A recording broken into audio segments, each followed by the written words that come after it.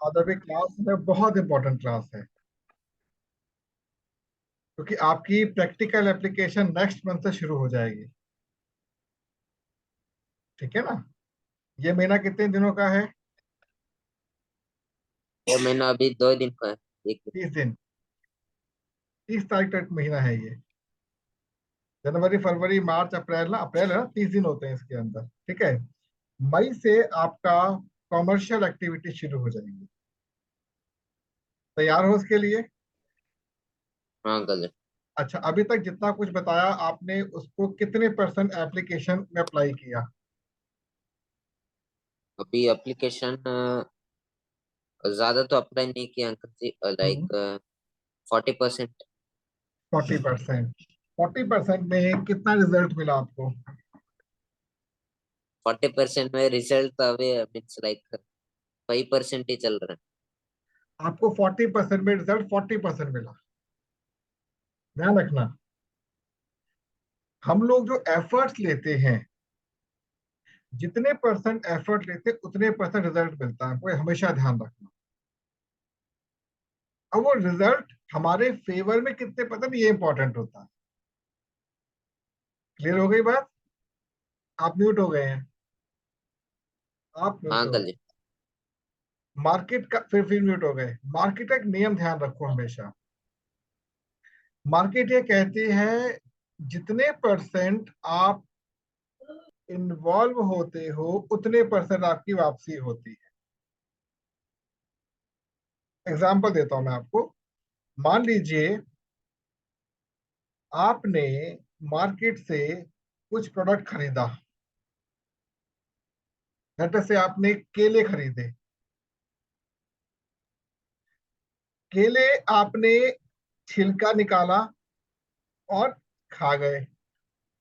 छिलके को आपने अलग कर दिया। वो छिलके जो थे, उसका उपयोग किसने किया? गाय खा गई। क्लियर? तो आपने जो 100% इन्वेस्टमेंट किया था, उसका 70% आपके पास आया, 30% गाय के पास गया। हो गया 100%। हाँ अंकल जी। सिमिलरली आप जिस भी सामान का उपयोग करते हैं, उसका जो वेस्ट होता है वो भी उसी सामान का हिस्सा ही है ना। आप क्योंकि उसको यूज नहीं कर पाते तो वो स्क्रैप में चला जाता है, गार्बेज में चला जाता है। नेचर के लिए कोई भी चीज अगर आपको उसने दी है, तो आपके 100% इन्वेस्टमेंट के बाद 100% वापस करती करती है वो। और यही हमारी कॉमर्शियल एजुकेशन का आधार है। Means 100% investment, 100% gain. ठीक है? तो लॉस क्या हो गया? जीरो। 0। जीरो। बट प्रॉफिट निकालना है आप। समझ गए?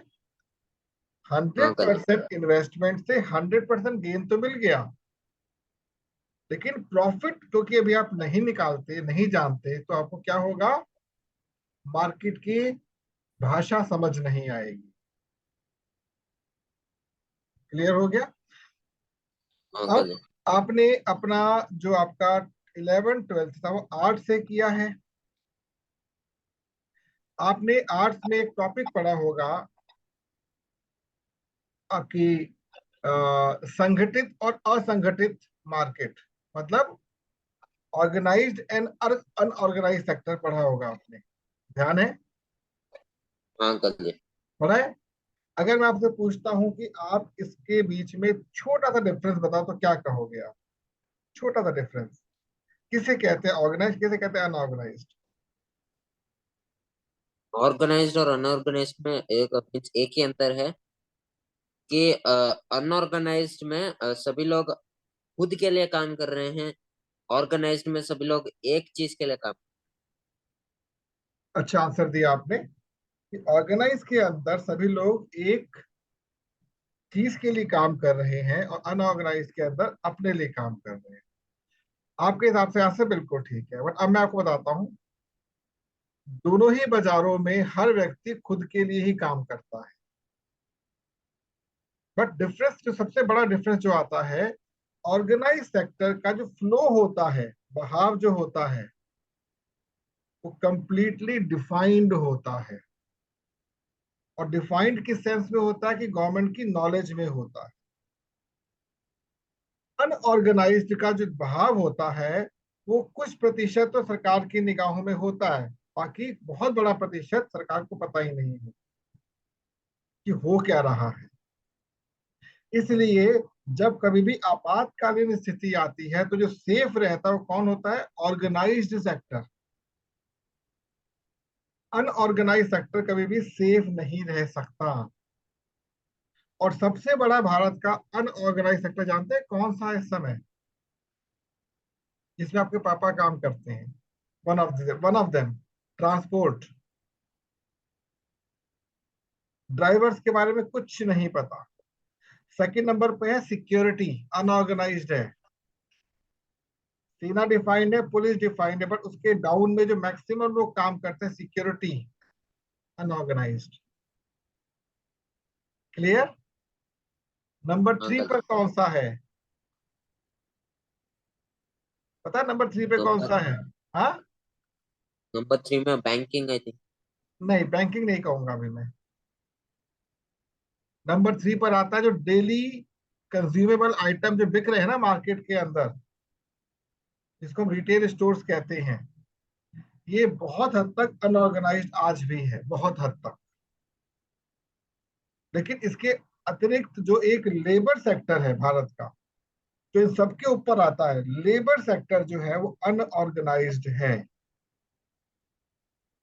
आपके घर पे किसी लेबर को आप बुला के आप छोटा मोटा काम करवा दिया, उसको पेमेंट दे दी आपने, उसकी नॉलेज ना आपके पास रहेगी, ना उस लेबर के पास रहेगी, ना सरकार के पास रहेगी। तो अल्टीमेटली बेनिफिट तो किसी को नहीं मिला, आपका काम हो गया, उसका काम, वो काम खत्म। बट उसमें अनएक्सपेक्टेड फ्यूचर है।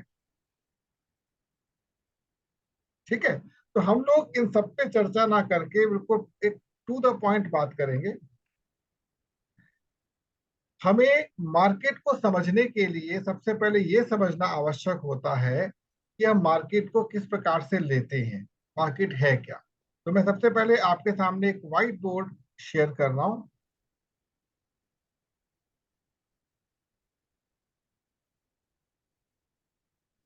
आई होप आपको व्हाइट बोर्ड दिख रहा होगा। हाँ अंकल जी। ठीक है। नाउ यहां पर मैं सबसे पहले आपके सामने लिख रहा हूं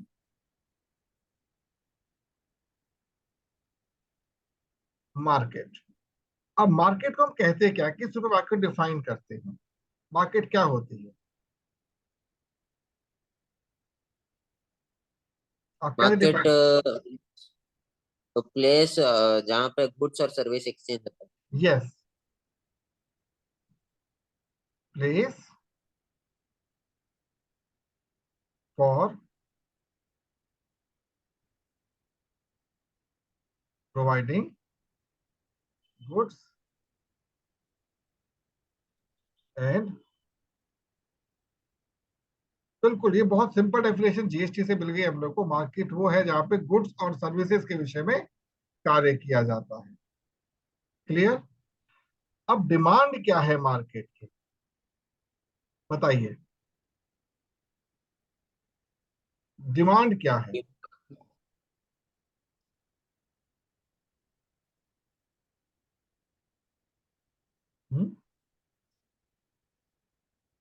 what is the basic demand of a market? Basic demand of a market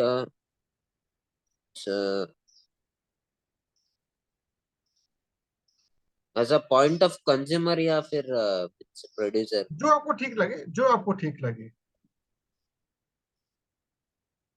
अगर कंज्यूमर के डिमांड करेंगे तो बेसिक नीड्स होगा। हम्म, और अगर प्रोड्यूसर के हिसाब से करेंगे तो मनी होगा, मनी। नहीं, मनी कभी भी मैटर नहीं करती, बल्कि मनी ऑलवेज एक बाई प्रोडक्ट होता है। बेसिक क्या होती है? सेफ्टी,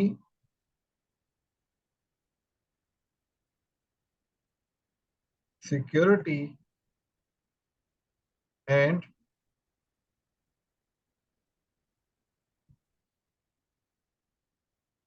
क्लियर हो गया? हाँ uncle. Safety, security and satisfaction, ये सबसे बड़ी डिमांड मार्केट की बेसिक होती है, आधारभूत। अगर ये किसी भी मार्केट में तीन करेक्टर, तीन वर्ड आ जाते हैं तो मार्केट क्या कहलाती है? जो चौथा पॉइंट है वो पता क्या है? स्टेबल। टेबल। ठीक है। और स्टेबल से क्या होता है? स्टेबल से क्या होगा? अगर मार्केट स्टेबल होगी तो क्या होगी, क्या होगा? अगर मार्केट स्टेबल होगी तो हम्म। डिफिसिट डिफिसिट बढ़ेगा। है। डेफिसिट बढ़ेगा। कह सकते हैं, बट यहां मैं यूज करूंगा ग्रोथ। तो ये जो पॉइंट आपके सामने लिखा है ना, safety, security, satisfaction, then stability आती है, ग्रोथ आता है, जिसको हम लोग एक अलग भाषा में कॉन्फिडेंस भी कहते हैं। ग्रोथ, और यू कैन से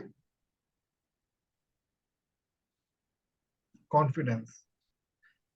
उदाहरण के तौर पर, जो आप लोगों का स्टोर है, ऐसे और स्टोर्स भी होंगे आपके एरिया में। हाँ अंकल जी। आप ये सारी चीजें प्रोवाइड कर रहे हैं कस्टमर को, और लोग भी प्रोवाइड कर रहे हैं, हाँ क्योंकि आप एक ऑर्गेनाइज सेक्टर से जुड़े हुए हैं। अगर आप ही का आपका ये जो स्टोर है अनऑर्गेनाइज सेक्टर में होता तो शायद आपके पास वो कॉन्फिडेंस नहीं होता जिसकी रिक्वायरमेंट मार्केट को है।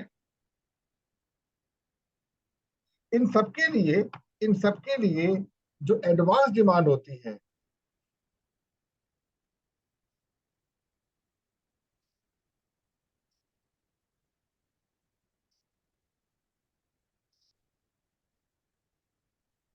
क्या बोला, डिमांड क्या होती जानते हैं? इन्हीं में से एक करेक्टर आएगा सिक्योरिटी, और दूसरा आएगा इन्वेस्टमेंट। क्लियर हो गया? अंकल।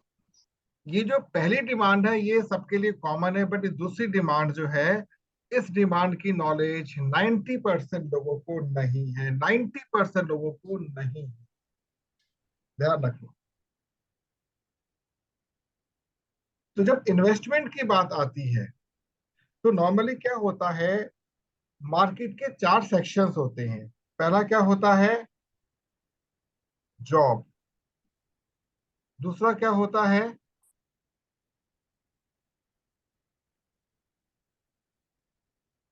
बिजनेसमैन। ठीक है। तीसरा क्या होता है?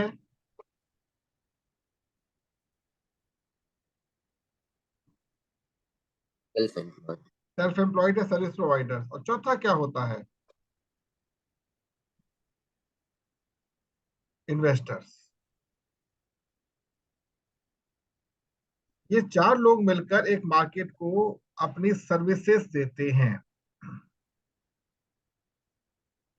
I hope the point is clear. हाँ अंकल जी। अब जॉब में कई प्रकार की चीजें आती हैं, डेली वेजेस के लोग होते हैं, पेरोल पे लोग काम करते हैं, बहुत सारी चीजें होती हैं। इस जॉब को क्रिएट कौन करते हैं? बिजनेसमैन क्रिएट करते हैं। जो व्यापारी होते हैं, बेसिकली बिजनेसमैन होते हैं व्यवसायी। बिजनेसमैन होते हैं व्यवसायी कहते हैं। यहाँ पर एक वर्ड और यूज कर सकते हैं हम लोग, जो कि इम्पोर्टेंट है, दैट इज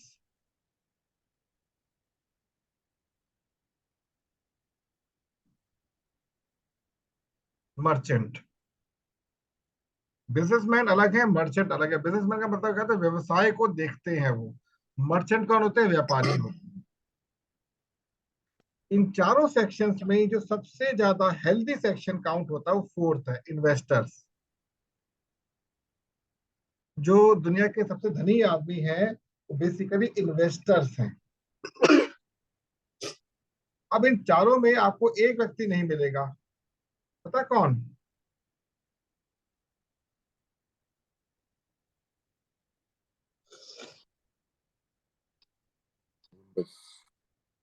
इंडस्ट्रियलिस्ट, इन चारों में नहीं है वो, बिकॉज वो सेपरेट यूनिट है, वो मार्केट नहीं है, ध्यान रखना।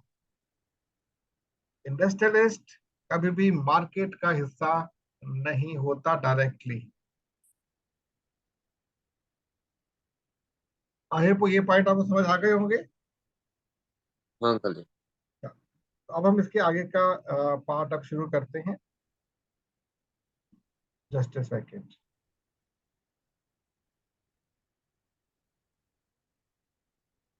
आज हमको मार्केट के एक ऐसे सेगमेंट को समझना है जो हमारे लिए बहुत महत्वपूर्ण है। वो सेगमेंट हमको ये कहता है कि जो चार लोग जो हमारे साथ अटैच हुए हैं, इनमें से हम किस सेगमेंट के लिए अपने आप को प्रिपेयर करें as a career. Career important होता है हम सबके लिए। हाँ अंकल जी। आप ट्वेल्थ कर चुके हो, आपके दोस्त सीईटी की तैयारी कर रहे, एबीसी की, बीसीडी की तैयारी कर रहे हैं, बट अल्टीमेटली सबको बाजार में आना ही है। जब हम बाजार का रुख करते हैं तो हमको ये पता होना चाहिए कि वास्तव में बाजार में सबसे बड़ा एरिया और जिस सबसे कम लोग काम करते हैं वो कौन सा, दैट इज इन्वेस्टर। अब इन्वेस्टमेंट की जब बात आती है तो हमारे सामने वो वाला पोर्शन आता है जो जस्ट क्या था, वापस दिखाता हूं मैं आपको, एक बार दोबारा दिखाता हूं मैं आपको, कौन सा, ये वाला, दैट इज आपका ठीक है। ये वाला, दिस वन। ये सबसे इंपॉर्टेंट पार्ट है। सिक्योरिटी चाहिए इन्वेस्टमेंट की। क्या चाहिए आपको? सिक्योरिटी चाहिए इन्वेस्टमेंट की। जैसे मैंने आपको पहली क्लास में बताया था कि जितना आप इन्वेस्ट कर चुके, आपके पापा आपके ऊपर इन्वेस्ट कर चुके हैं, उतना अमाउंट निकालने में हो सकता है पूरी लाइफ आपकी निकल जाए, वो नहीं निकाल पाएंगे। बट एक अच्छा इन्वेस्टर वो होता है जिसने जो इन्वेस्टमेंट की है उसको with in 3 years of his और हर करियर वापस निकाल सके। इसको नोट कर लो आप। एक अच्छा इन्वेस्टर वो होता है जो अपनी लागत का जो प्रिंसिपल अमाउंट है वो 3 साल में मार्केट से वापस निकाल सकता। हम भी नहीं निकाल पाए, नॉलेज नहीं थी, फिर सीखा मार्केट। इसके लिए जो बेस्ट मार्केट है वो कौन सी है? Investment market. बट इन्वेस्टमेंट की नॉलेज सबको नहीं होती। तो करना क्या है इसके लिए कि आप इन्वेस्टमेंट भी सीख लें और मार्केट को भी समझ लें। How it is possible? इसके लिए आपको इन्वेस्टमेंट की डेफिनेशन पता होनी चाहिए। इन्वेस्टमेंट किसे कहा जाता कि आपने यदि कोई चीज कहीं पर सेफ्टी से रख दी तो सबसे पहले आपको यह पता होना चाहिए कि सिक्योर है या नहीं है, सिक्योरिटी कितने परसेंट है, और समय के अनुसार उसमें कितना बढ़त आपको वापस मिल रही है। ठीक है। तो नॉर्मली अगर किसी भी चीज को आप, किसी भी अपनी प्रॉपर्टी को या अमाउंट को किसी जगह पर रख देते हैं ना, स्टोर कर देते हैं, तो उसकी ग्रोथ बहुत स्लो होती है। ग्रोथ बहुत स्लो होती है क्योंकि उसमें उपजाऊ क्षमता नहीं है। एक बीज है, आपने धरती में गाड़ दिया और धरती के अंदर उपजाऊ क्षमता नहीं है, तो क्या बीज पनपेगा? नहीं। वो तो डंप हो गया ना। आप दे रहे हो पानी अपनी ओर से, अंकुर भी हो जाएगा बट फल नहीं मिलेगा आपको उसका। क्या करना होगा? स्पेशली उसमें विशेष आपको खाद डालनी पड़ेगी, कीटाणुओं से बचाना होगा, तब उठेगा ना वो। गेटिंग? तो इन्वेस्टमेंट वास्तव में बीज के रूप में आपकी प्रॉपर्टी या फिर आपका धन है जिसको आपने जमीन में गाड़ दिया, इस आशा के साथ कल अंकुरित होगा, बट आपको उसको क्या देना होगा? रेगुलर फ्लो देना होगा। तो आपकी सेफ्टी और सिक्योरिटी अगर फ्लो में आ जाएगी तो वो असली में इन्वेस्टमेंट है। हम लोग सोचते हैं आज भी, अधिकांश परिवार ये सोचते हैं कि अगर हमारे पास बहुत धन रखा हुआ है तो हम क्या करें, उसको बैंक में डाल देते हैं। पढ़ा होगा, बैंकिंग से पढ़ा ही होगा आपने। तो बैंक सबसे इजी वे होता है अपने अमाउंट को इन्वेस्ट करने का। बट बैंक का वास्तविक अर्थ वो है ही नहीं। शुरुआत बैंक की हुई थी बट वो उसका मतलब नहीं है। बट एक सामान्य व्यक्ति बैंक में खाता खुलवा लेता है, और खाता खुलवा कर उसको वहां पे 3%, 4%, 5%, पहले बहुत था वो कम हो गया, आउटपुट मिलता है, मतलब पैसा उसका इंक्रीज थोड़ा बहुत तो हो रहा है। तो इसलिए हो रहा है क्योंकि बैंक उसके अमाउंट को मार्केट में लगा रहा है। अगर बैंक 10 रुपए कमाएगा आपको 2 रुपए देगा, बैंक 20 कमाएगा आपको 3 रुपए देगा। समझ गए? खर्चे भी हैं। अब बैंकिंग की परिभाषा बदल चुकी है, तो यहाँ पर लोग अब सिक्योरिटी या सेफ्टी के लिए अमाउंट को नहीं डालते। बैंक एक सुविधा केंद्र बन गया ताकि आप ट्रांजैक्शंस कर सकें।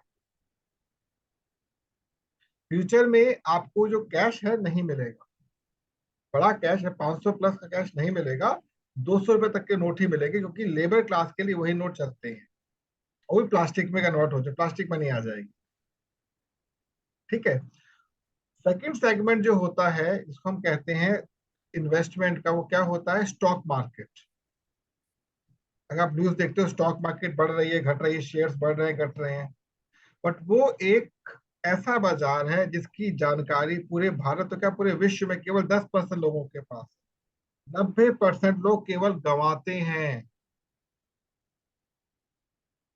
आज कमाया फिर गंवा लिया, फिर कमाया, उससे उलझे रह जाते हैं।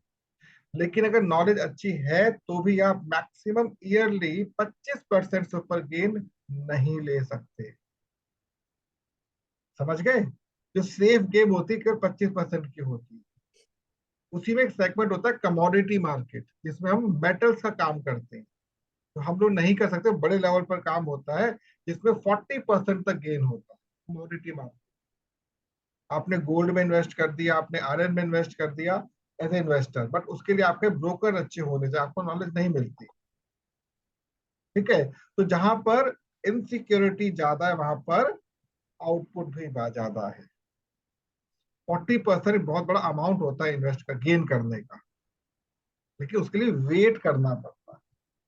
तो तीसरा सेक्टर होता है इन्वेस्टमेंट का, वो कौन सा होता है? Property market. प्रॉपर्टी मार्केट में 3 प्रकार से आप इन्वेस्ट कर सकते हैं। एक तो आपने जमीन खरीद ली और छोड़ दिया उसको कि रेट बढ़ेगा तो बेचूंगा उसको, बट उसके लिए बहुत मोटा पैसा चाहिए। दूसरा होता है एक फ्लोर या फ्लैट खरीद लिया तो क्या आपने किराए पर डाल दिया, किराए से आप पैसा खा रहे हो, मंथली आपको रिटर्न मिल रहा है उसका, प्लस मकान की कीमत बढ़ी रही है। और तीसरा क्या होता है कि आपने रेंटल प्रॉपर्टी उठा ली। मतलब क्या होता है, कुछ बड़े बड़े जो मतलब बिल्डर्स होते हैं, वो अपने जब मकान बनाते हैं ना वो लोग, वो क्या बोलते हैं कि भाई आप मकान यदि खरीद नहीं सकते तो इन्वेस्ट कर दीजिए 10%, 20%, 30%, अगले 6-8 महीने के लिए। जब मकान बिकेगा तो जितनी रेशियो होगा उतना आपको पैसा वापस मिल जाएगा। बट अगेन ये तीनों सेक्टर रिस्की है, सिक्योरिटी बहुत कम है इसमें। Getting my point? हाँ। पहला सेगमेंट और दो सेगमेंट फिर भी कुछ है कि आपकी प्रॉपर्टी तो एटलीस्ट है ना आपके पास। ठीक है। लेकिन इन तीनों में सबसे सेफ है जमीन खरीद के रख लेना, अगर ऑथराइज जमीन खरीद रहे वो सबसे अच्छा होता है। बट एक स्टूडेंट होने के नाते, एक न्यू कमर होने के नाते तो नॉलेज ही नहीं है, तो अब कहाँ पर इन्वेस्ट किया जाए कि हमको सेफ्टी से क्या मिल जाए? रिटर्न मिल जाए। तो इसके लिए आपको ये पता होना चाहिए कि मैं किस मार्केट से कितने परसेंट गेन कर रहा हूँ। तो प्रॉपर्टी मार्केट में ऐसा हो सकता है कि मार्केट तेज है अगर, तो आपको 10 साल में दुगनी कीमत मिल जाए, 3 गुना कीमत मिल जाए। बट रेयर होता, अब प्रॉपर्टी मार्केट में डाउन हो चुकी है, उतना गेन उसमें भी नहीं है। हाँ, रेंटल प्रॉपर्टी से गेन मिल सकता है। अब आपके सामने मैं एक शीट को रखने जा रहा हूँ, वो है Excel sheet. Just a second.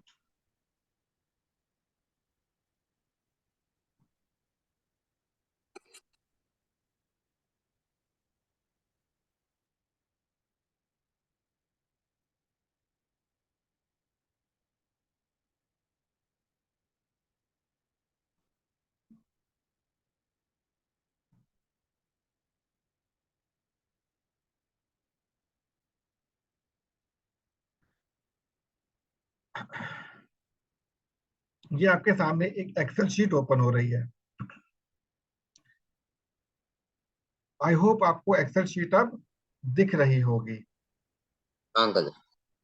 लेकिन ये जो आपके सामने सेक्शन लिखा हुआ है ना, मार्केट क्या होती है, लोकल वोकल, ये हम बाद में चर्चा करेंगे। ये बहुत बड़ा सेक्शन हो जाता है। बट आज आपको मैं एक चीज ये बताने जा रहा हूँ कि कैसे आपको कितना गेन मिलना संभव है। मान लीजिए आपने कोई प्रोडक्ट है वो 100 रुपए का परचेज किया, जिसका एमआरपी कितना है, 130 रुपए। क्लियर हो गया? 100 रुपए का प्रोडक्ट लिया, आपको उसका एमआरपी कितना देना पड़ा, मतलब एमआरपी कितना, 130 रुपए है। अब आप उसके ऊपर लगाएंगे ट्रांसपोर्टेशन, जो कॉस्ट आई आपकी 10 रुपए की। अदर एक्सपेंसेस आपने लगा दिए 5 रुपए। टोटल कॉस्ट कितनी आई, 115 रुपए। 15। एमआरपी कितना है, एक एक सौ सौ तीस तीस रुपए आपका प्रॉफिट कितना आया, 15। 15। क्यों? इस कॉस्ट को जो 115 है, इसको इसमें से आप लेस करोगे, एक तो आ गया प्रॉफिट आपका। और ये है प्रॉफिट परसेंटेज, मतलब आपने 13% का गेन लिया उसके अंदर। लेकिन यहाँ पे यूनिट कितनी है, सिंगल। अगर ये यूनिट आपकी हो जाती है, लेट अस से हैश यूनिट बढ़ जाती है, लेट अस सपोज मैंने यहां पर लिखा कि आपकी यूनिट हो गई 10, तो कॉस्ट प्राइस कितना हो जाएगा,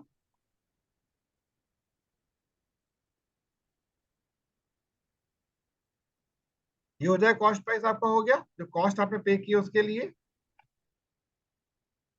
ट्रांसपोर्टेशन कितना होगा, 100 रुपए। हाँ आपके अकॉर्डिंग 90 रुपए होना चाहिए। लेट अस से मैं आपकी बात को आगे रख लेता हूँ, आप ही की बात को आगे रख लेता हूँ, इंटू 10। 100 रुपए कॉस्ट हो गया, अदर एक्सपेंसेस कितने हो जाएंगे आपके सामने, नहीं गलत गलत आ गया, गलत। अदर एक्सपेंसेस क्या होंगे आपके साथ, सेम वही किया आपने, equal to this 50। Into 5। Clear? अब टोटल कॉस्टिंग कितनी आ गई आपकी, इक्वल टू दिस इंटू 115 आ गई।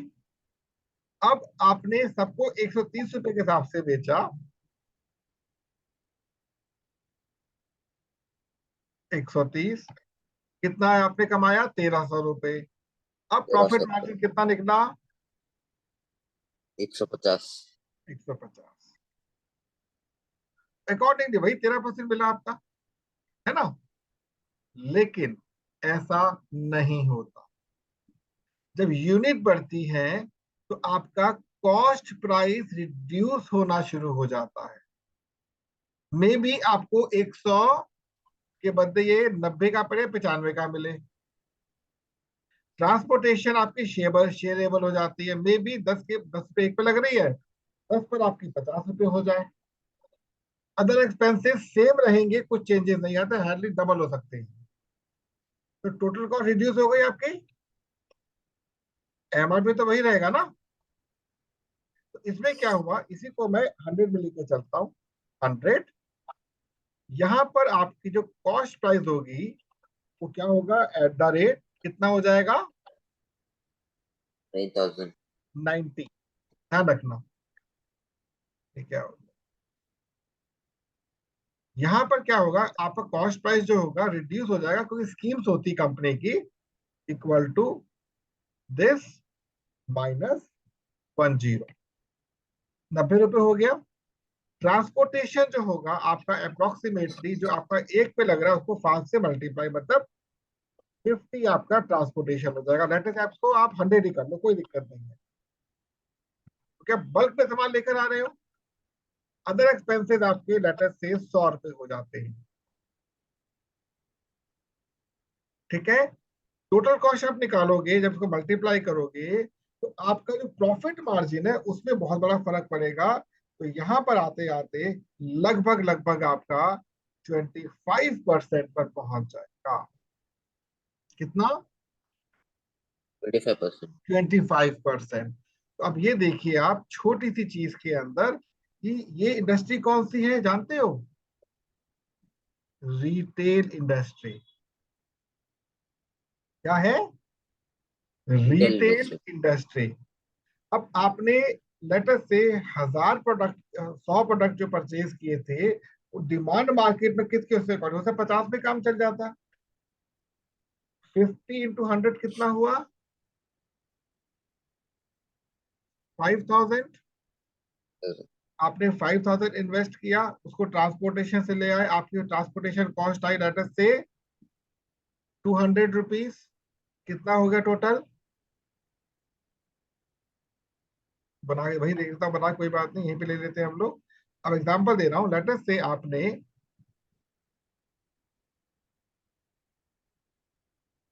50 आइटम परचेज किए, कॉस्टिंग आपको आई 90 रुपए,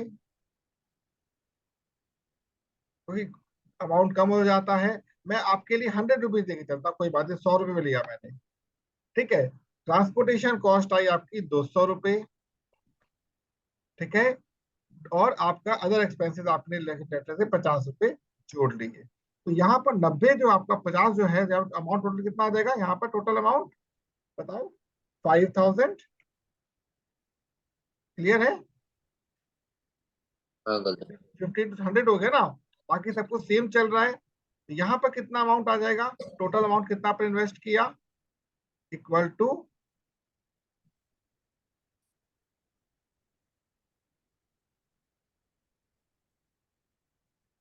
आपने टोटल ये इन्वेस्ट किया।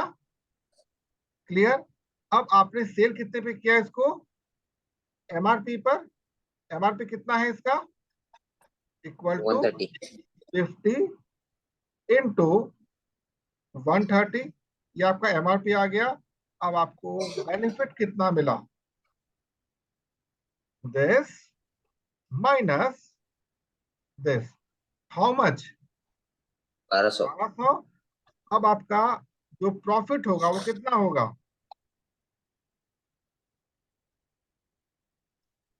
How much? अगेन 13%।